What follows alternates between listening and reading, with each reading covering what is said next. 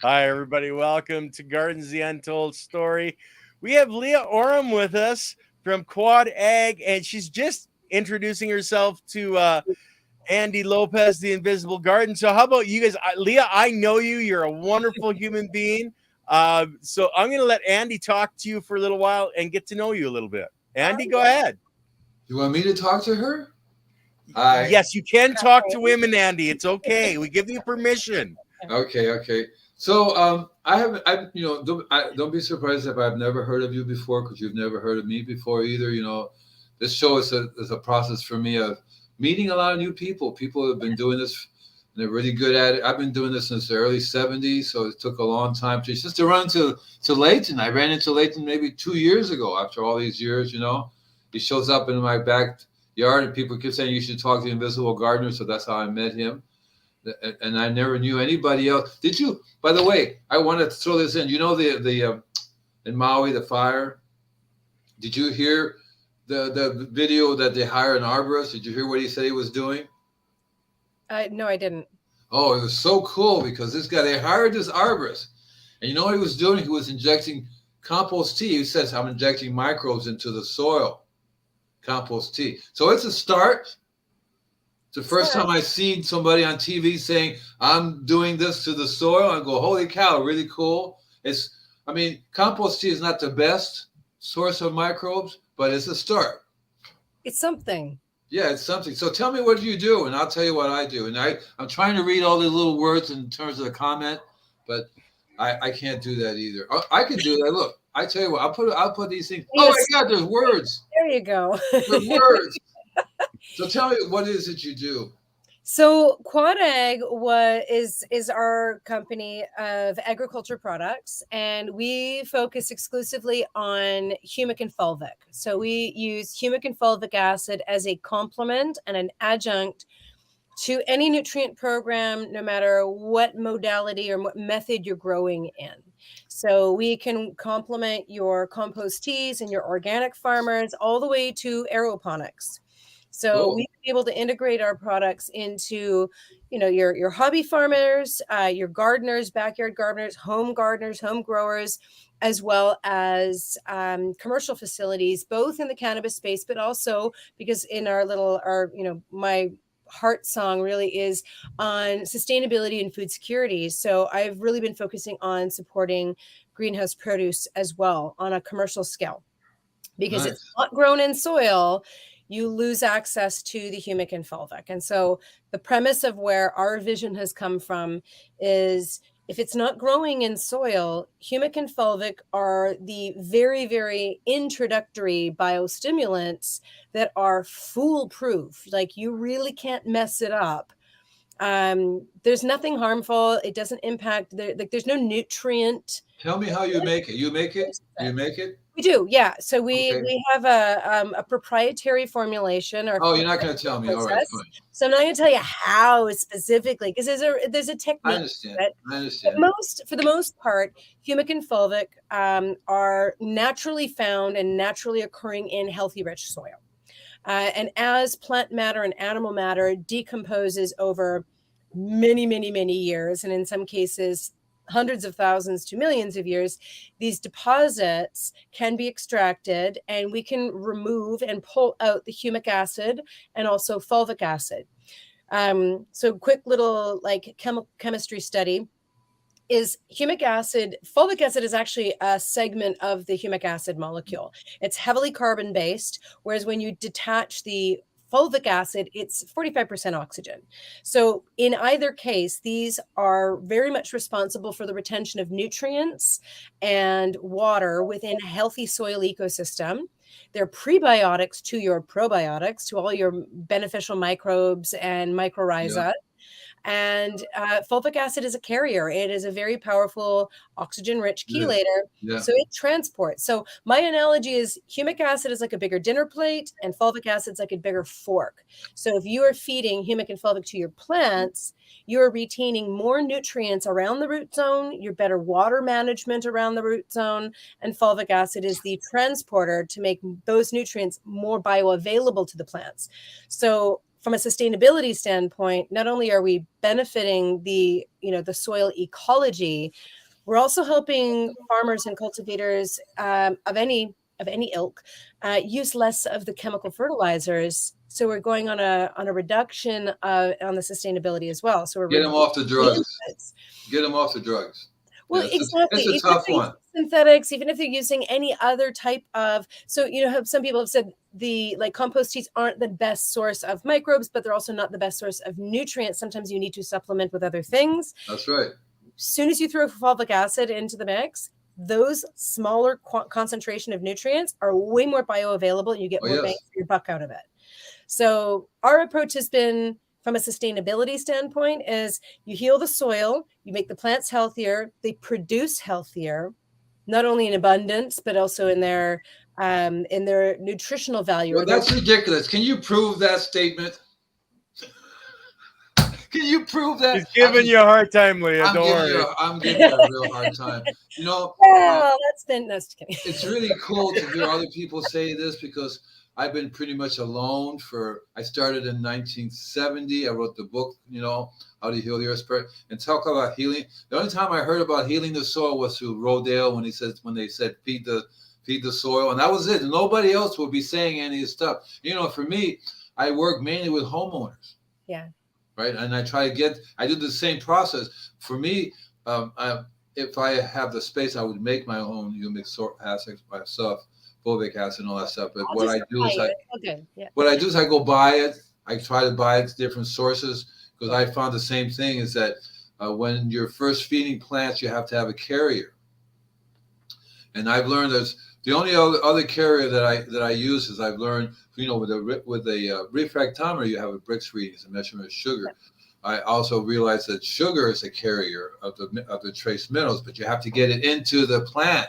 You have to get it absorbability, so to speak. They have to be able to absorb. So I feed the microbes, and I depend a lot on the microbes to make everything available to the plants for me, because I buy a bunch of different sources and I put them together, because and I go by results. So I'm still looking for some really good sources. For example, if you make is there something I can go onto your website and buy like a gallon of it? Is it a gallon, a liquid? It's a liquid, right? It's all liquid form. Yeah.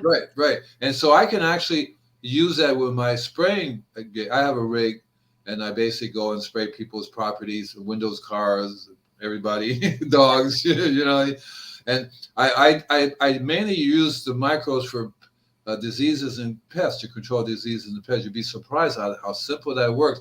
But it all comes down to, are the nutrients in the right proportion, and are they available to the plants? It's the availability, which is the real oversight. And I see a lot of growers. I mean, we work with so many people, and every grower that we've worked with has been incredibly experienced, and in coming from different, either they've come from commercial produce and rolled into the cannabis side, or vice versa. They've had experience in the legacy market, and they're coming into the legal market, and so then these huge facilities, and it's always about whether they're measuring by ppm or EC, but it's always about the nutrient concentration in their formula. And how can they get more in there without hurting the plants? And I'm like, the problem is not the formula, it's salt. The nutrient itself there's nothing special about the different mix of nutrients. Maybe it can be tailored to specific phenotypes or cultivars, depending on what you're growing. They're going to have a certain nutrient demand. Absolutely. But it's the bioavailability, and how do you turn that on without another chemical? And it's already in the soil. And so our approach is, if you take a plant out of a natural organic matter rich environment, that nice dark kind of chocolate Yeah. cakey soil, that really healthy Mhm. soil, you take that plant out of it and expect it to perform in the same manner. It's No not. It's good. a different No good. environment. There's unseen stressors that plant is That's right. experiencing that you can't see from a discernible eye. So imagine this. So imagine this. I go to a customer who's been living there 30, 40 years. The idea of soils is foreign to her to start with. Soil. Because it's like soil. It's like everything's soil out there. You know, it's like in California, you have this clay, which is like not really soil. You know, it's hard rock, all this kind of stuff. And then they expect these trees or whatever they're growing on their property to do well. Because, you know, the whole thing is, Andy, what can I spray on the tree to control this disease or this pest? That's what can I spray? I want you, and I want it to be organic. Treating the symptom, not the cause. Exactly right. And exactly what I tell them. I said, it's good business to treat the symptoms because I'll be coming back forever, you know, but you're ignoring the cause. The real cause is, where's the soil? You know, where's the beef? Where's the soil? Yeah. That's what the plants are going. Where's the soil? If we don't have the soil, we're going to have one disease or another. That's why my whole system is 90% of it is based upon foliar feeding. Oh, interesting. Foliar is the way. See, I know that the root system takes a while. You can't just. People call me up. This guy bought 80 pounds of azomite rock dust. He bought 80 pounds, and I said, that's going to last you a lifetime because, you know, it's supposed to be trace minerals. What are you going to do with 80 pounds of azomite? And azomite is a good product, but it's not a complete blend. It's very deficient in certain trace minerals. I get 14 different types of rock dust, so I can at least get them. I want to get 96 trace minerals. That's my goal. 96 trace minerals. I even use a product called C90, SEA90. You heard of that? Right. I use that as well. Okay. And my whole thing is I try to get an amazing blend. I've run across microbes that are very effective at breaking down. Absolutely. I was just going to say, when you throw rock in there, you're now reliant on the mycorrhiza and the microbes to break that down. And that takes time. That's right. You may have all those 90 trace minerals, but it might take 3 to 5 years for them to become bioavailable. But what I do is I make a soup that makes them available a lot faster. I've learned how to make them a lot faster. It's like I call it primordial soup because it's a soup that I made, and I learned how to activate them. I play Grateful Dead a lot to them, and that really gets them going. I show them a lot of YouTube videos. I show them this thing. The show look like, oh, look at that! It's about to, you know. But the idea is to get them all excited, and they go through that. And I also use I used to get the pellets. Now I use the 200 mesh, very fine, because it's already very, very finely ground. But I know that foliar feeding works, and I also want to have sources of everything in a liquid form. Basically, if I get something in a powder form, I have to convert it into a liquid form. That's why if it's in a liquid solubility can be a challenge there, especially when you're talking about carbon base. So like liquid carbons, when you take from a powder, it unless you know that it is the grit of that powder is very, very, like very small microns, like 200 mesh dust. It's basically dust. Right. I get 200 mesh, and then I learned how to. When I first started a long time ago, I used to make rock dust tea. Yeah. And I used to blend it with my compost tea. Then I learned how to make manure tea. I like manure tea because it's very, very active. Mm-hmm. Oh, yeah. And I can really, if I do it right, all the rock dust and everything forms this really goo, and they start talking to me when the rock dust starts saying, hey, hello there, you know that it's good. But my whole thing is that I go to people's properties and they do not understand the basics of why that plant or tree is sick. I get lots of people with palm tree diseases from different types of wilts or different types. Then I also get people contact me, well, there's a borer or something, whatever the name is. There's different kinds of borers that go into the tree, and they don't understand, and they do not make the connection. And that's what my whole goal in life, because I was just talking to somebody yesterday, and he says, what is it you want? So I want people to understand that the soil is a living thing, and that the trees are a living thing, and the two are connected for a reason. You ignore that, right? You ignore that, and then you're telling people the whole chain suffers. Heal the tree, right? Fix the tree, and the tree's going, it's not our fault. we can't get up and run away. And so that's to me the goal. That's I get from you. I've only known you a little bit, but you're already right on exactly to what you need to be doing. Oh yeah. You're right. And so we have to figure out a way to get it to the cities, the government. Well, all these people have massive. Like I was talking to a University of Southern California, a little bit south from here, and the one guy says, I want you to have a meeting with my landscaper, my arborist. There was like 7 people in this table, right? Yeah. And they said we have a 20,000. I think I'm not sure. I think it was us. They were. I forget the name of it. They were like some type of pine, and there was like 20,000 of them, and they're you know how on a campus you have the lawn with all the trees everywhere, you know. So they said we have a pine. We have a borer. It's a needle nose borer. I think they said a tiny little borer goes into the bark. It bores right into the bark of the tree, lays his baby, and says, you guys have a good time." Walks away, and they said we don't know because we can't spray it, we can't inject it with a tree, we can't do anything, we can't figure out how to get what the real problem is. And so I said, okay, let me back up a second and see what it is. So I said, okay, what are you feeding your lawn? Oh, we got this 30-30-30 with Roundup in it. And we're so happy because we're recycling the water to feed the trees with it. Oh, geez. And that's what I said. And the next thing I said is, well, there's your problem. I said, I give you $100 for every worm you find. They're not going to find not even one worm out there. Yeah, no. On top of that, high nitrogen inhibits the plant from absorbing nutrients. Then you have Roundup, and when the bug, I tell people when the tree becomes food for the bug, there's something wrong. Totally. See what I mean, right? And it's not not the bug's fault. It's not the bug's fault because the bug says, hey, this is perfect food for my babies. I'm going to lay your eggs in there, and I'll see you later, kids. And the kids literally eat the plant. And all it has to do come down to carbohydrates. What type of carbohydrates they produce? Chemically fed plants. When you're stressed out, simple carbohydrates. So happens simple carbohydrates is what bugs like. That's what we like. Woo! But they cannot process complex carbohydrates. And if you get all the trace minerals, bingo. And I was just talking to somebody today about getting a grant. I said, what do you want? I want to use microbes to control diseases and pests. You name the pest and disease, we'll do it. Well, it has to already be proven. We're not going to give you a grant to do research. We just give you a grant to show people how to do it. But right now, there's no way on record that we can get rid of this disease or that pest simply by using the proper microbes. I'm going, okay. There's a research project that you'd have to actually do first, Andy, and then show them the proof that the biology does work.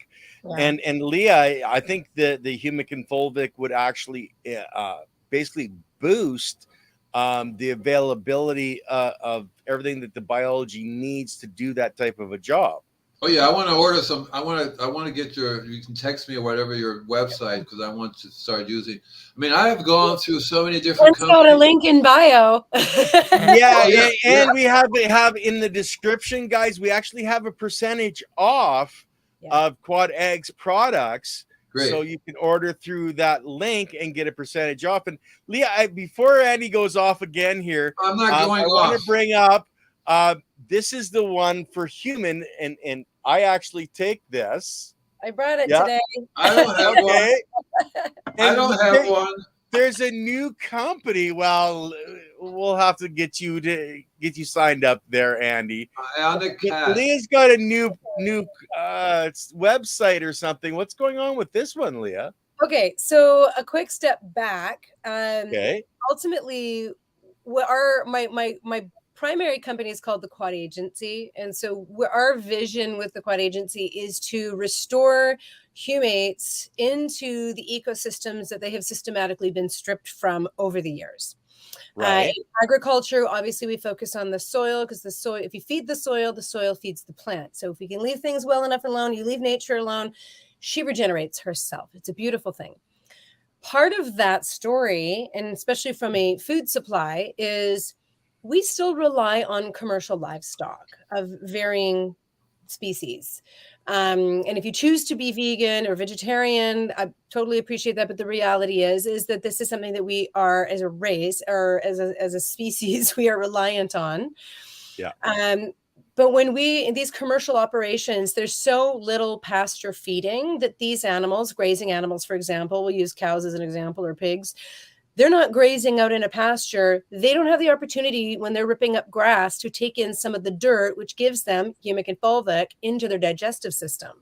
And so humic and fulvic is actually beneficial to animals, especially ruminating animals. It can actually reduce the methane production. It reduces the ammonia. So when they are in a barn environment, there's less ammonia in the barn. Doesn't it end up in their manure also?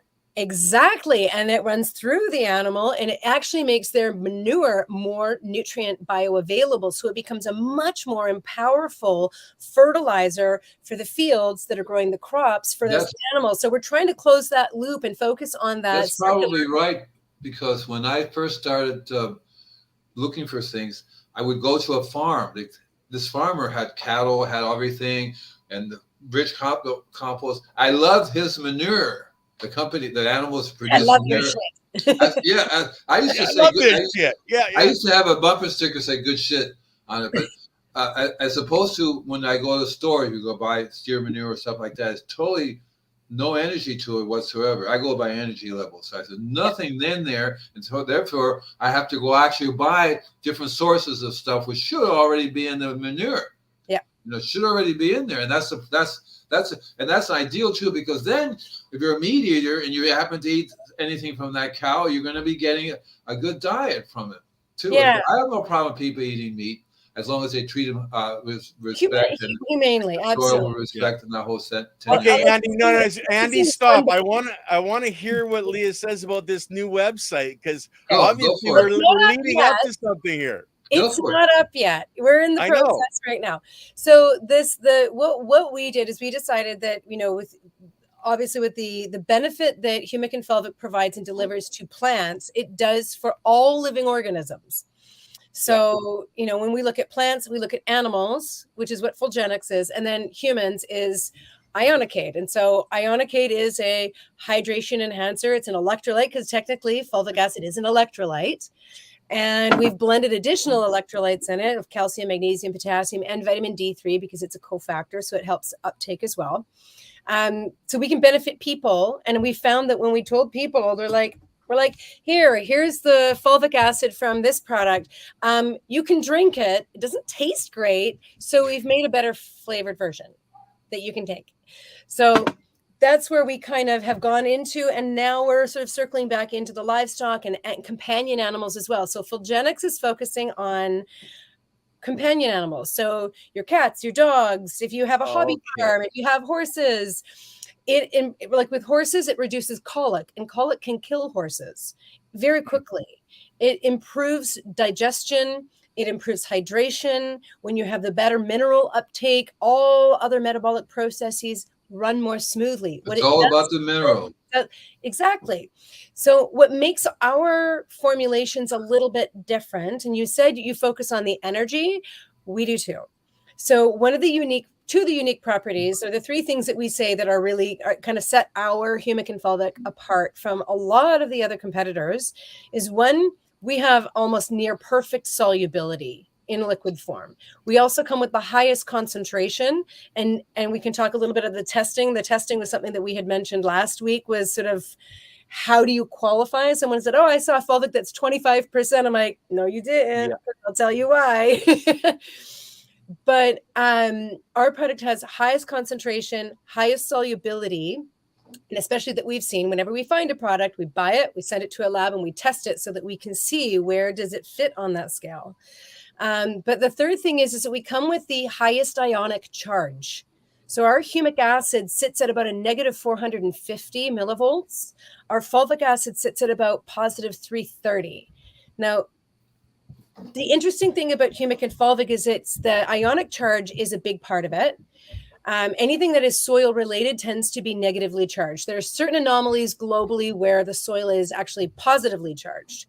But for the most part, the standard is that soil is negatively charged, and a lot of that has to do with the carbon.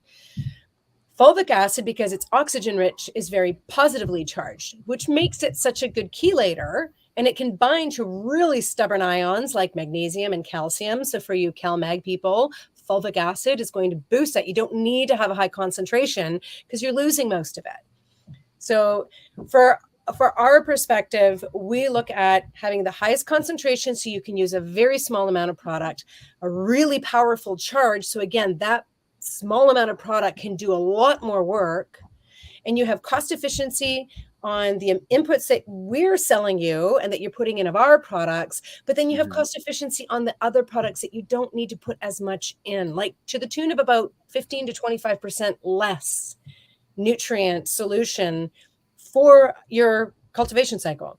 So we're trying to like bring down the need for external nutrients if you need to supplement, but also maximizing that nutrient rich formulations that you are coming, these organic fertilizers that people are trying to lean towards, but there's been deficiencies or inefficiencies on them being well absorbed by the plant. Humic and fulvic in nature, that's what it does. It is directly correlated to the cation exchange capacity, the CEC of that soil. So we work to improve the organic matter, which totally correlates to the CEC. So we're looking at building out a soil environment, even in an inert hydroponic environment or aeroponic environment, where you get better transport and absorption of those nutrients. It's the same with our gut.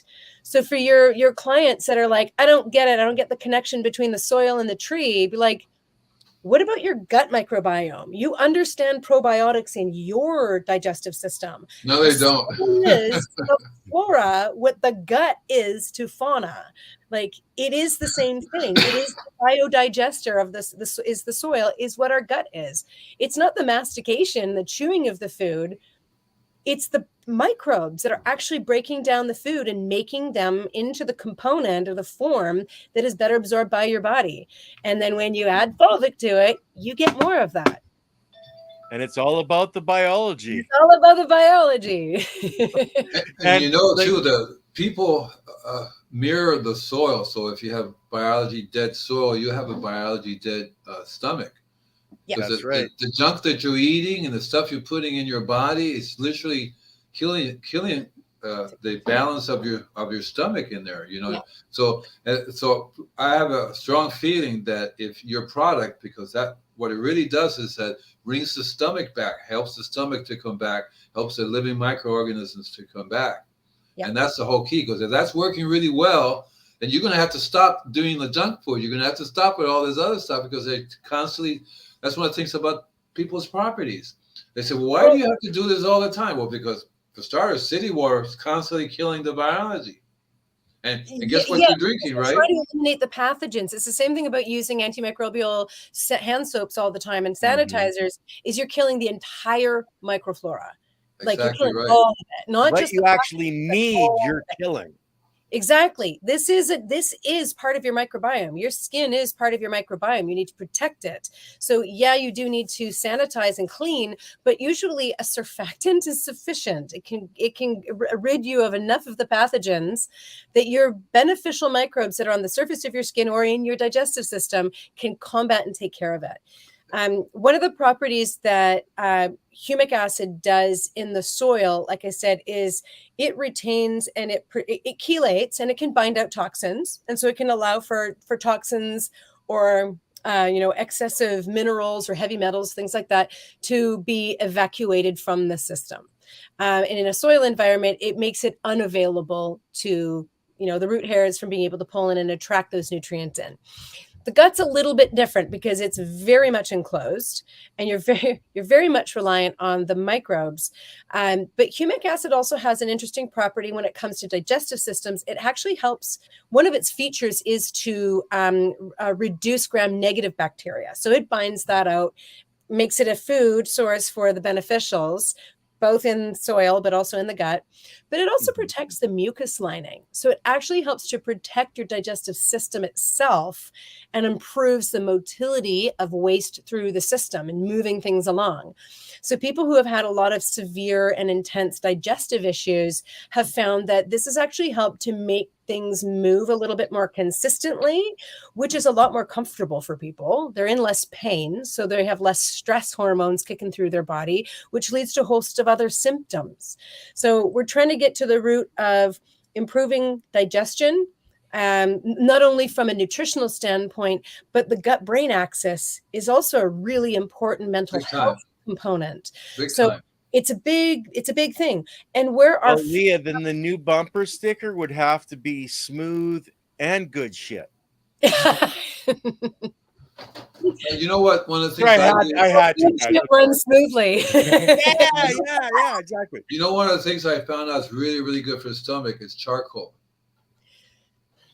Yeah, it depends on the source you get. It depends on the source you get. But I found a really good source that helps me to eliminate the toxins. It settles my tummy down. I had dental work done, and they gave me antibiotics, which I only took for 1 day, and it really still screwed me up. Yeah, because it kills your entire flora. It was an atomic bomb they blew up in there. Yeah. It's a non-selective global. Yeah, everybody, kill everything. Right? We will annihilate everything. I tell people everything. I tell people it's like you hate rats, so you set off an atomic bomb to kill the rats. Yeah. You got rid of the rats, all right. Yeah, but everything else good. Everything else went too. Yeah. It's interesting though, because I mean, with people that are on certain medications, obviously, proceed with caution when you're introducing anything new. But unfortunately, a lot of the medical community, especially Western medicine, is not familiar with the value of humics and fulvics. No. You see more in Western or in Eastern medicine, rather. People understand shilajit, but shilajit is just like a shale form. It is a source of humics and fulvics. It's not the best source, but there is a source. So if you're getting your humic or your fulvic from a shilajit, that's great. It's well recognized in the Ayurvedic and Eastern medical community. We source ours from a very reliable and very clean Leonardite soil. It's Leonardite coal. It's a soft brown coal. So it hasn't lignified. It's not hard. It's not shaly. It allows for better extraction and easier extraction with less extractants, less chemical extractants or whatever extractant it is. What's interesting about, looking at the story of humics and fulvics and how they interact with each other, humic acid is only soluble in an alkaline pH. Fulvic acid is soluble at any pH, but it's most effective at an acidic pH. So the two work really well synergistically together when you use them in combination because it creates a neutrality. So when you're talking in the soil, we know that more nutrients are bioavailable in that neutral wedge of the pH scale. As soon as you go outside of that, you're locking out certain nutrients. But fulvic acid can chelate all of them. So whatever pH they're at, or whatever nutrient it is, fulvic acid can actually bind to it and make it more mobile. So that's really interesting because I always tell people there's a certain range that the microbes work best. Absolutely. And about balance, and they exactly what you're saying too, because within that range is when the two systems combine and you have this neutrality. If it's too acid, you lose that certain minerals. If it's too alkaline, it's the same thing. And also too, I find that the same thing with the human body, because if you're healing, you want to be eliminating toxins. So the property will eliminate toxins. So I find that the more chemicals are being used on a property, they're there. They're just going to have to get eliminated. They're going to have to come out one way or the other, see? Well, and that's where humic plays a role. And actually, I'm working with a client in Mexico right now, and they're dealing with high salinity soils because they're near the coast, and their water reservoir, their aquifer is actually brackish, but it's fed in from fresh water sources, but it's mixing with the ocean water. So they're literally pouring salty water onto their field. And so they're having yield issues. They know that their OM is okay. But again, because it's high salinity and high pH, you've limited and restricted the microbiology that can thrive there. And this whole wing of microbes that just can't, it's a hostile environment. They can't thrive there.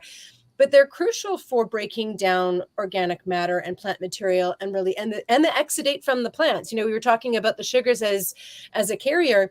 The sugar is the food source. It's carbon. Yeah. That's all of these little critters are looking for. They're carbon hunters. They're seeking out carbon. So humic acid works as a prebiotic to your probiotics when there isn't enough exudate to go around. So you can maintain those healthy populations. But when you're in an environment where the pH is off, or you have high salinity, or you have compaction, or there's any other issues that are happening with the soil, high clay, like you've got in California, humics can actually break that down and help to break down and break up that clay. Oh yeah, over time. When you have a highly active liquid form, you get better results faster than if you throw down a powdered version that's insoluble, because now you're relying on the microbiology to break that. It's a much longer process. Exactly right. That's what I learned too, especially with homeowners, especially when results. you have to get the minerals to them, see, and foliar feeding is the key. So you get a really good soluble, mineral-rich, bacteria-rich liquid. And you spray that on the leaves, on the trunks. That's what that is, right? Yeah. You need to foliar at the very least with a fulvic acid. Yes. Because the fulvic acid can actually transport those nutrients. Exactly right. Through the stomata, through the plant cell walls. It actually absorbs much easier. Yeah. I just wanted to point out, guys, that little bottle that she held up, how much water mix does that make, Leah? 50 gallons, 100 gallons. I have to translate it because we go by liters up here. I'm in Canada, so yeah. So we basically do, as a foliar, I would say a 0.5% solution, so 5 ml per liter, which would be just under 20 ml per gallon. And this is a 1 liter, so 1,000 ml. You're getting hundreds. Yeah. A little goes a long way. Exactly right. That was the point I wanted to make. A little goes a long way. It's the same like with this. It's like 5 drops. No, it's 5 milliliters. 5 mils. 5 mils. So 1 teaspoon. There's 100 servings in here for $89 US. And we are going to come out with a smaller formula, so it's a lower price point. It's like a month and change, just so it's a little bit more cost conscious. I'm going to start using it, and I'll let you know. Oh yeah. Because what happens is results. Things happen. Yep. People call me up and say, "Why did you just do?" I go, "Well, I'm always constantly looking for the best combinations, and it's very difficult finding things in liquid form. I actually get a lot of stuff in the powder form. In the powder form, you have to try to get it into a liquid form. You know what I mean? So and it's finding the right pH that maximizes the solubility. And like, how many of your customers or how many people are going to be like that scientifically accurate and that like quantitative about how they're mixing that? They're going to get sediment. It's going to clog their lines. They're going to be 6.8 is a little too high. Well, our humic sits at about 8.8. And our fulvic, our pure fulvic, like this guy, is 3.2. Yeah. So, what's the middle range in there, right? What would that be? Like six something, right? Well, if you mix them together, they would kind of. So they don't exactly like divide and go right in the middle. It depends on what else is in there. I have people that actually use this to pH down. Yeah, it depends. Because it is a 3.2, it does pH down stably. So if you're organic, this is also California OIM. So this is actually registered as an OIM product in California. So it's organic. And when you mix it, it is still organic. There's some products that are like, it's OIM if you don't mix it with anything. And then if you do mix it with another nutrient, it's no longer considered organic. Ours is. Cool. But it does pH down, and it does pH down stable. So instead of using lemon juice or some other acid to try to buffer down, those don't last long. They're short-lived. And so you're constantly chasing this up and down. When you start getting nutrients that are shifting more alkaline and they're getting, the solution is getting hot, you are buffering down, but you're also chelating your nutrients, making them more bioavailable. And so it's just win-win. That's always an issue when you first blend a variety, like I blend a variety of different things together, Yeah. and I already know that it comes out. For example, the compost I get is really very high, 7.4 pH. The compost 7.6 is like, you're kidding me, right? And it's very high salty because they feed a lot of salt to the animals. Yeah. So that whole thing has to be, it's very toxic already Remediated. Yeah. for the microbes to survive in, you know. So so I have to learn how to find the best buffering agents that I can. So, and also too, I like if I what I'm going to do with your products, I'm going to start real low, real slow.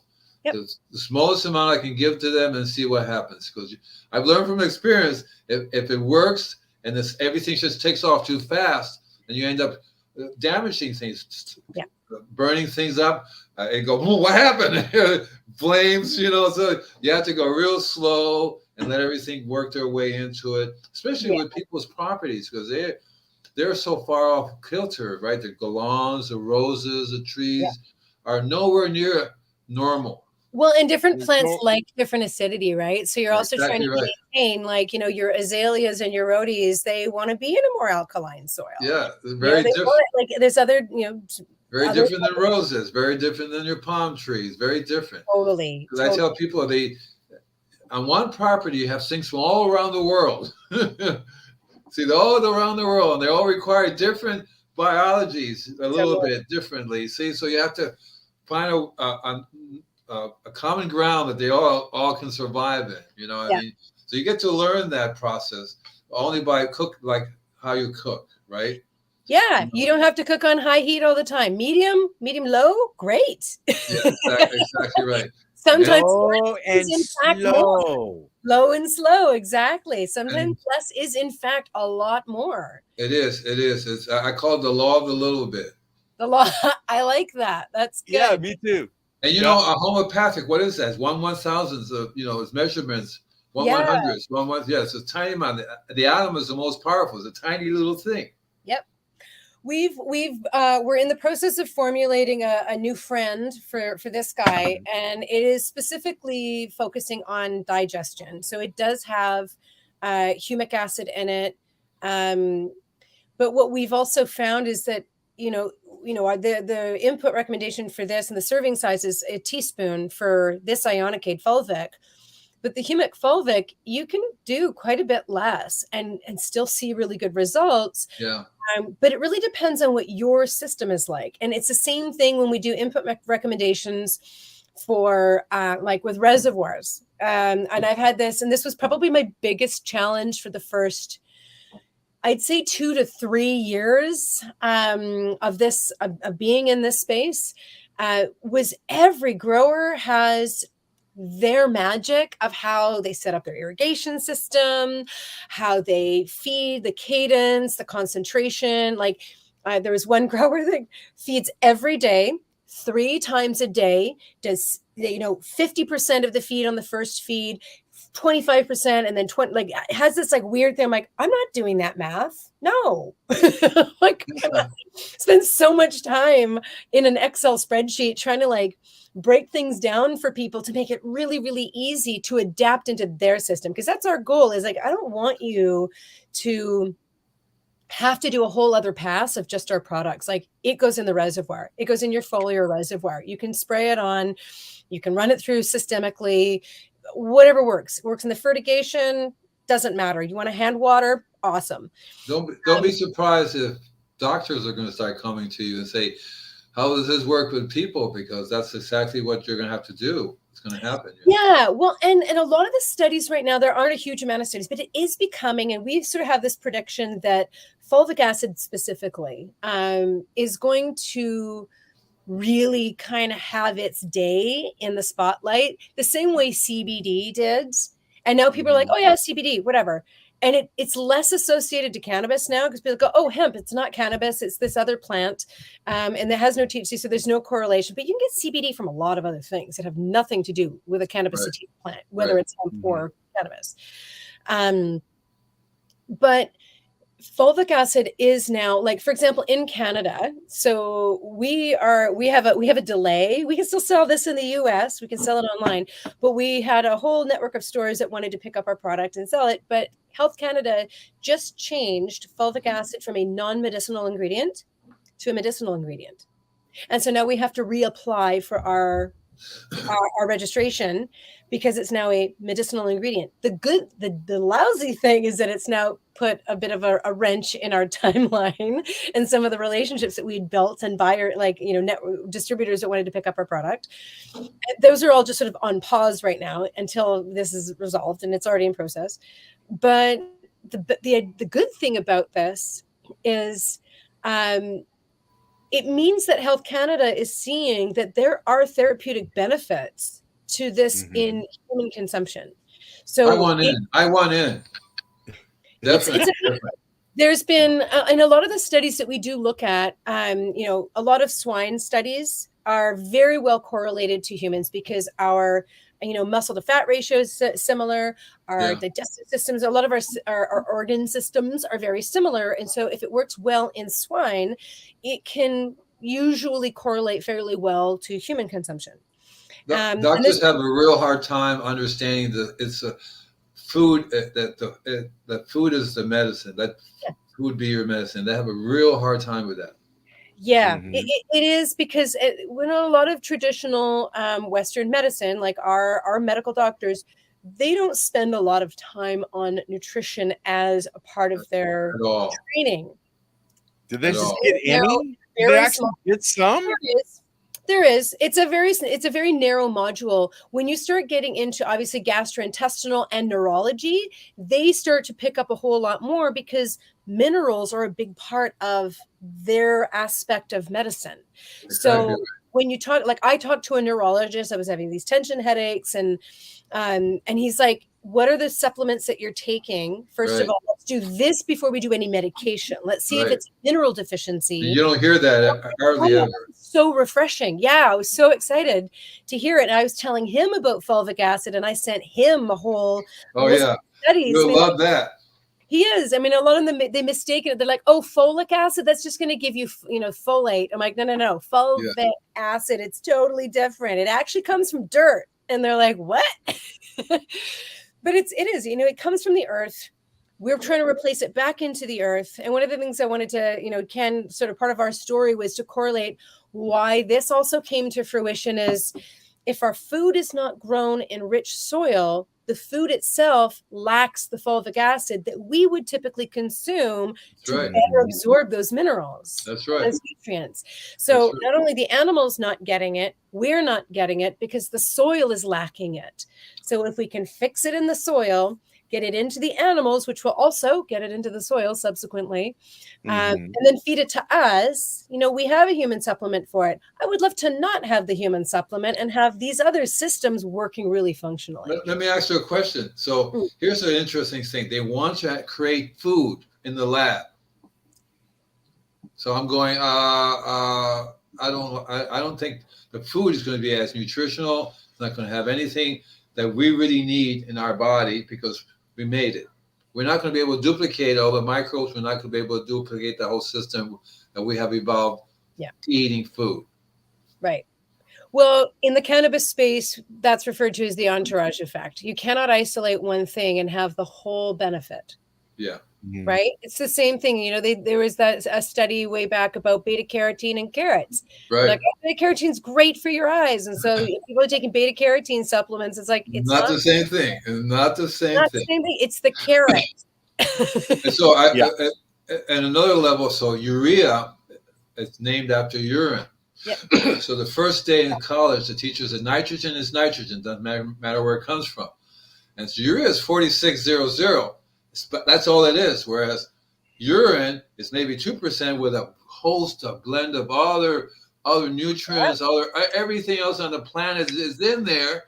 And there's a big difference, big difference. And it's exactly, so in agriculture, in the body. Urine might be not enough nitrogen.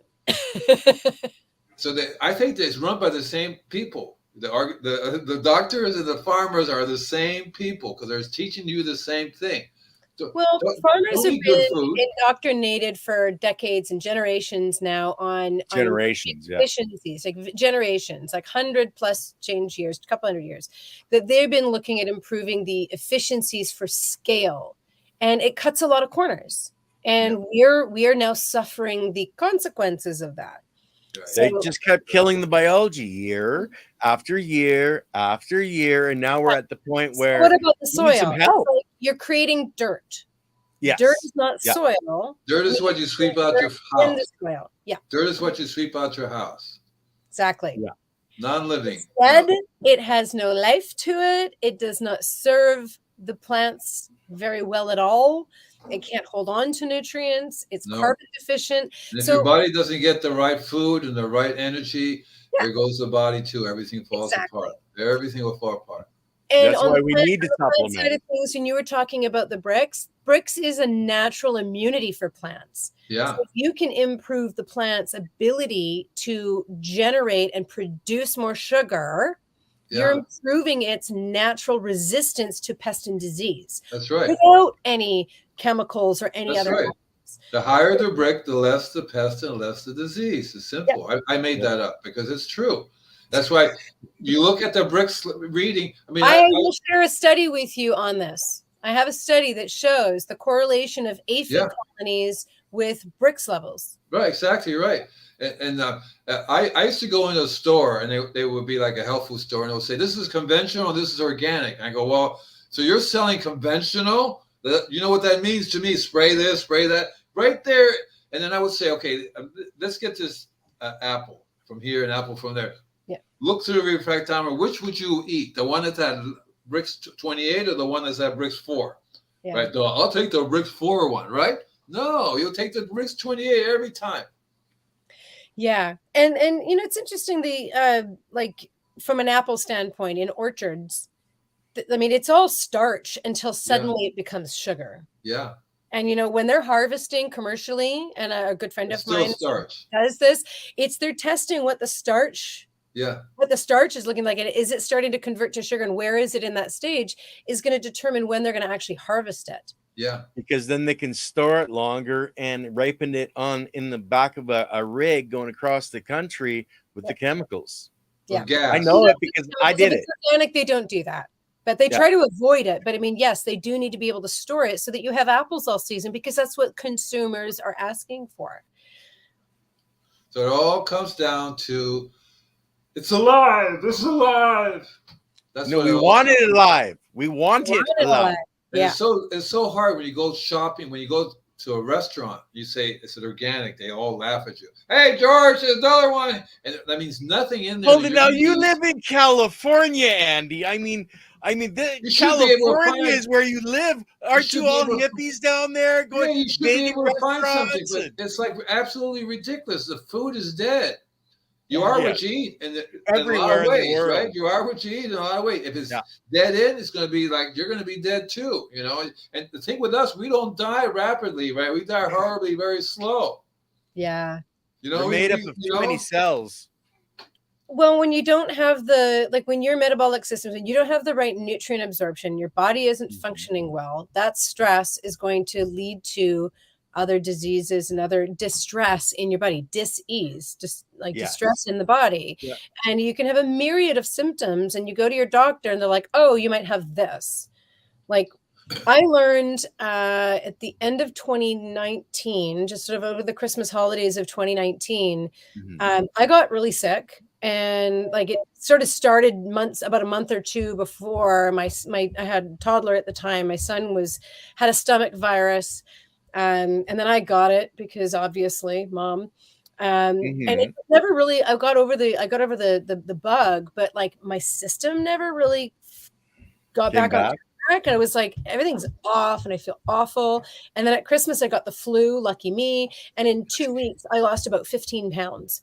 And my family was like, you need to go to the clinic. Like, you need to go see the doctor because this isn't normal. I couldn't keep anything in me. I just everything went right through me. I was dehydrated, but I started just drinking our like legit this. Yeah, tastes good, but it works great. It tastes like dirty lemon water. It's not the best, but you throw it into some juice, like some really sweet, like I don't know, agave nectars, or like I like mango nectar. So I was like, dropped it in there. I couldn't taste the difference. It was great. I went to this doctor. She went a whole battery of blood work on me. She thought she had figured out what the problem was. She called me back in. She was super excited. She's like, your thyroid's off. I'm like, yeah, I've got Hashimoto's. I've had it for like 8 years. That's not a surprise. And she's like, oh, darn. I was totally thought that your electrolytes were going to be like through the floor, but they're a little on the low side, but they're totally within normal range. I'm like, that's probably the fulvic acid. And she goes, no, that's giving you folates. I'm like, no, not fulvic acid, fulvic acid. It's different. You probably don't know about it, but it's an electrolyte, and it chelates other electrolytes and minerals. And that's probably why my levels are pretty normal. It doesn't figure out the problem. She was totally lost. And she's like, you know what? All the symptoms are pointing to cholera. I'm like, Okay. Thank you for your time. Thank I'm you. out. Thank you. Bye. Like, what? She had thought, because I had some GI issues as a kid, and I ostensibly, I thought I might have been tested for Crohn's or colitis or celiac. She didn't think to test for that. I went to my GP, because I just went to a walk-in clinic because it was over the holidays. I went to my GP. She goes, yeah, but if you were like 13, like, it could kick in at any time. I'm like, okay, cool. So we did the blood work, and sure enough, like, if you're 12 and below, you do not have celiac of this, the TTG antigen. Mine was 250. She's like, there's no doubt you were celiac. I'm like, oh, that would explain a lot, like a lot. Bingo. So, not cholera, starts with a C, but it's not cholera. I'm like, I live in Canada. We've got pretty clean water up here. I don't think that was the issue. And I hadn't traveled much, so it definitely couldn't have been. But knowing that it was celiac, and knowing, getting rid of the gluten out of my diet, and oh my God, I learned how wild things that have gluten in it that you would not make that correlation. Yeah. So doing the elimination diet definitely did help. But I'd still have flares. I'd still have episodes. And what used to last, like when I had to be eating gluten to get my biopsy done, they want to see how inflamed you get. Oh, no. Really uncomfortable phase. As soon as he's like, okay, get off the gluten, I'm like, yes, please. Anytime that I did have a cross-contamination or a flare, I found that if I was consistent with the fulvic acid, it would pass very quickly. And if I wasn't consistent with the fulvic, which at the beginning I was like, I was taking it once in a while, but you'd forget, you get out of your routine or whatever. As soon as I have a couple of flares that were like, I think the Christmas 2020 was probably my worst. I inadvertently, I got COVID, and I had to go home and isolate, and it was at Christmas. So I had to order everything online so we could make Christmas dinner back home, because we had no supplies. We weren't prepared. And I had selected a gluten-free gravy mix. What they sent me was not gluten, was not a gluten-free one. And I didn't realize it until like about an hour or so after dinner. I'm like, oh, I really don't feel good. I was completely leveled for a good 2 days. And I couldn't eat. I had no appetite. I was in a horrible state. I nearly went to the hospital, but I'm like, but I've got COVID. And they're like, avoid it if you can, because you're positive. I'm like, oh my God, I'm in agony. I wanted to die. But I just drank my fulvic water, and anything that I could manage to eat, if I could muster it. And we tried to do like smoothies to make it like easier on my system. But that, I mean, within 2 days, I had this massive flare. And after 2 days, I was like, okay, I'm actually feeling a lot better. Like, I can get up, I can eat. And I have another friend of mine who's also pretty severely celiac. Like, her protocol is way higher than mine is. And she goes, you recovered in 2 days? Like, if I have cross-contamination, I have to go to the hospital. I have to be on an IV, and I'm on drugs for the pain because I'm in agony. And it lasts for at least a week. It takes me 5 days. If I eat something with wheat in it or gluten in it, 5 days to recover. And I used to thought they would say, you have diabetics, you have all this stuff. I go, no, that's not it. And I'm very careful not to do that. And so it's hard. I don't go to restaurants anymore because they lie to you. They don't know what's in there. And they can't control cross contamination super effectively. It's a busy restaurant, and I don't want to put that on people. I'm fortunate that there are a couple of restaurants that do actually do a celiac protocol in their kitchen. Like they shut off a section, they sanitize it, and they only prepare your food there. All new utensils, all new everything. They're great because they understand. Well, listen, I hate to cut you off. Ken is going to say it's time to go, but I want to say something really important.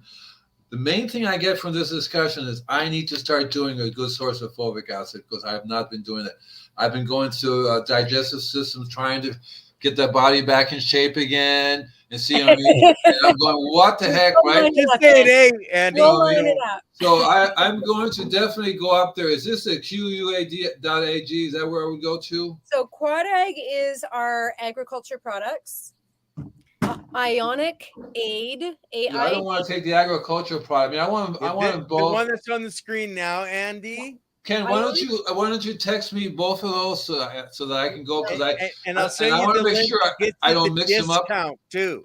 So if I take the agriculture product, would it bother me if I take the agriculture product by mistake? Right? No. It just doesn't taste great. That's all. So I can tell by the taste which one I'm taking, right? With additional electrolytes, and it has a ginger citrus flavor, so you can just add it to your water. It tastes great, or add it to a smoothie, and it just disappears. So that's all that's really going on with me is that they're saying you have neuropathy. No, it's a food allergy. It's a food allergy, and the weed is not the weed we've been eating. So they put that in everything. They're using it in paint, pesticides, all kinds of other stuff. And then you have canola oil, which is like not even real junk stuff. The GMO that has happened with our wheat products has completely changed it, which is why we react.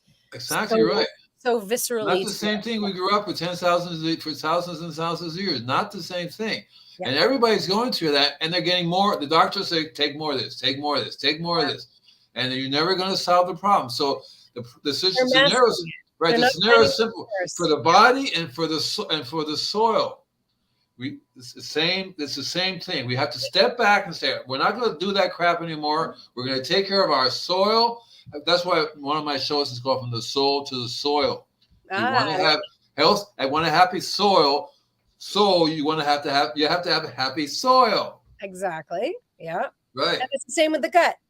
Yeah. Happy gut, happy ecosystem. So maybe we should do we should have, the doctors have the little the snake. We should do that for the soil somehow. I like it. You know what I mean? Something like that with this, maybe a microbes going up a little thing or something, right? Then you have the whole argument about which microbes, because there's so many. I mean, there's billions. So So we have to have somebody do a caricature of a microbe, maybe we'll be doing a stand or something. I think that would really, but the point is, why don't we do one with your art that flows? You can do the music. Andy writes music, does artwork, etc. Amazing. I do music for the soil. I love him. I write music for the soil. See. So I play, it's called inner gardening music. So I play it to the garden. I play it to the trees. I play, because they all start vibing and they all get happy. That's what the whole thing is, be happy and be healthy, So, but insects are happy. Ants are not evil. They're not evil at all, believe it or not. No, I've never met an evil insect at all, So we have to be better gardeners of our bodies, better gardeners of our soil. Yep. Yes. We're all connected to our ecosystem, and we can't be without it. So we got to take care of her. Next time I'm going to show up with a spacesuit, breathing, you know what I mean? It's pretty soon that's what's going to happen. Amazing. I appreciate you coming on. You should come here more often because I like you. I like where you're coming from. Keep doing it because you're going to be hitting walls and you smash those walls. People are getting tired of junk in, junk out. Yep. Same thing with the soil, junk in, junk out. The two have to be taken care of together. Absolutely. They're inextricably tied. We're tied together, right? We're so tied that we're what do they call the twins? Siamese twins. We're Siamese twins. Yeah, Siamese twins. Exactly. That's what we're at. We're all Siamese twins. We're hooked into the earth, and we have two heads, right? Yeah, absolutely. Right? Oh, that's so cool. I like that. I like that idea. Well, thank you so much. Anyway, guys, I am going to call it because it is the hour is up.